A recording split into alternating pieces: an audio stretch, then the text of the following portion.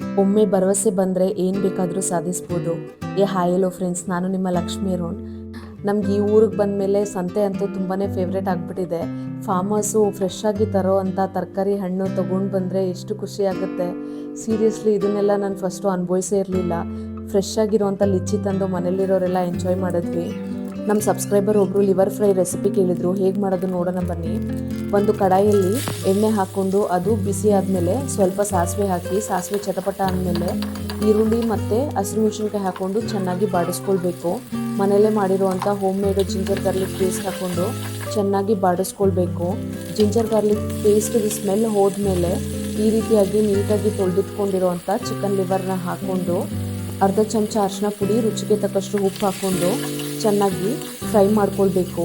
ಇದು ಚೆನ್ನಾಗಿ ಕೈ ಆಡಿಸಿದ್ಮೇಲೆ ಲಿಡ್ ಕ್ಲೋಸ್ ಮಾಡಿ ಸ್ವಲ್ಪ ಹೊತ್ತು ಹಬೆಲೇ ಬೇಯಕ್ಕೆ ಬಿಡಬೇಕು.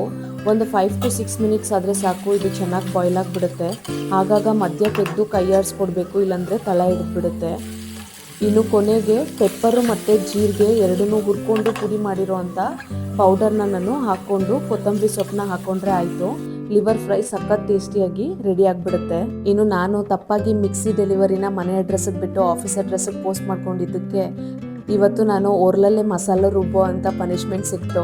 ಆದರೆ ಓರ್ಲಲ್ಲಿ ರುಬ್ಬಿದ ಸಾರಂತೂ ಸೂಪರ್ ಟೇಸ್ಟಿಯಾಗಿತ್ತು. ಸೊ ಮಿಕ್ಸಿ ಡೆಲಿವರಿ ಮನೆ ಅಡ್ರೆಸ್ಸಿಗೆ 2ನೇ ದಿವಸಕ್ಕೆ ಬಂತು. ಮಿಕ್ಸಿ ಅಂತೂ ಸಖತ್ ಸೂಪರ್ ಆಗಿದೆ. ಇದರ ಲಿಂಕ್ ನಾನು ಡಿಸ್ಕ್ರಿಪ್ಷನ್ ಬಾಕ್ಸಲ್ಲಿ ಹಾಕಿರ್ತೀನಿ. ನಿಮಗೂ ಇಷ್ಟ ಇದ್ದರೆ ದಯವಿಟ್ಟು ಚೆಕ್ ಮಾಡಿ. ಸೂಪರ್ ಕ್ಲಾಸಿ ಮತ್ತು ಸೂಪರ್ ಸ್ಪೀಡ್ ಆಗಿದೆ.